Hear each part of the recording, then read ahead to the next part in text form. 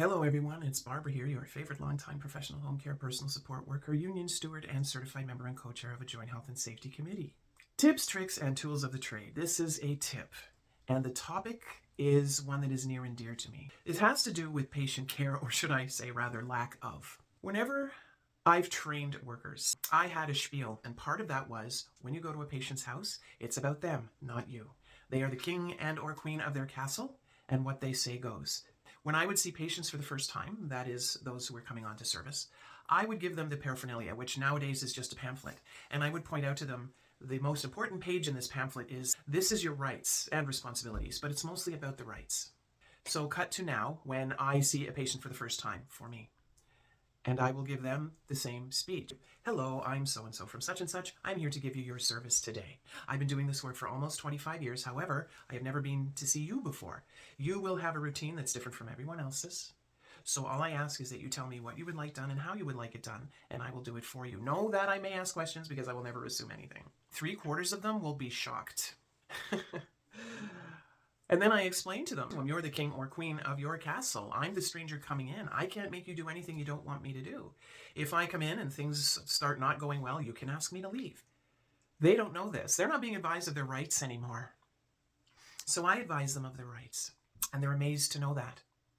However, there's fear involved. If things start going wrong, if they're being treated a certain way, they're afraid to say anything because they're afraid to lose the service. Now, in a perfect world, it cannot be taken from them. But the fact is, because of the poor paying conditions, there are so few of us working now that if they say, I don't want this person anymore, there may not be someone to replace that person. So in that way, they will lose the service. So where this comes in is when it comes to patients with certain conditions who are in electric wheelchairs.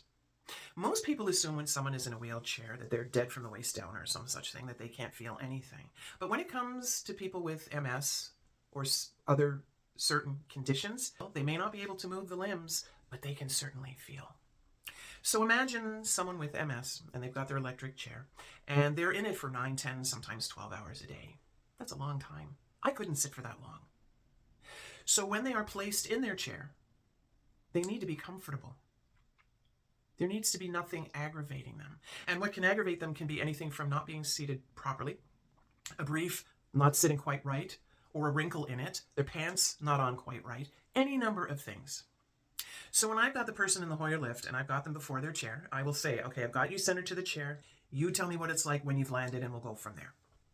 And I will put them down, and sometimes it'll be, no, that's pretty good, thanks.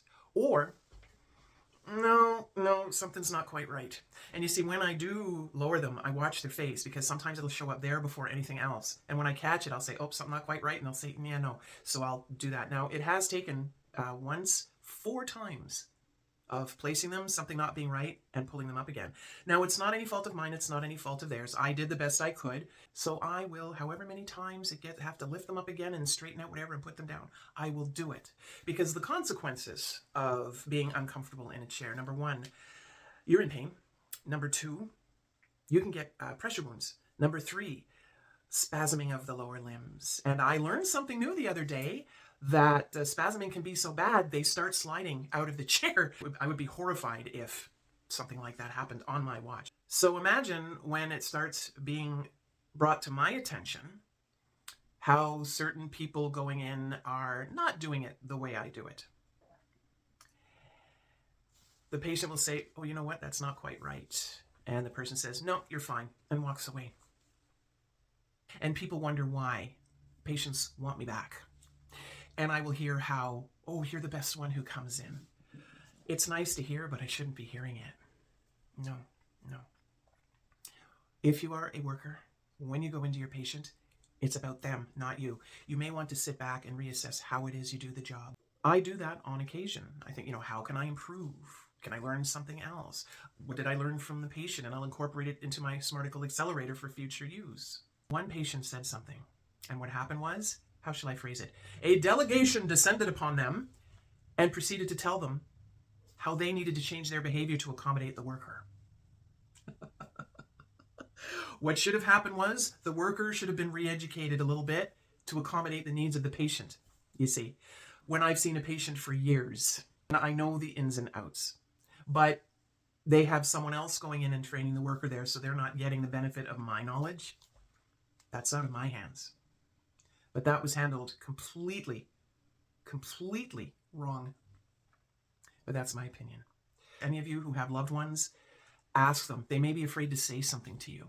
Advocate for them. They crow about patient-centered care, but it isn't. We have to make it patient-centered care. The people we look after have had rich, full lives and still do, with certain limitations. And we are supposed to support them and listen to them, not belittle their feelings, be they physical or mental. So, food for thought, everyone. I would like you all to stay healthy, stay safe, and I will see you on the flip side.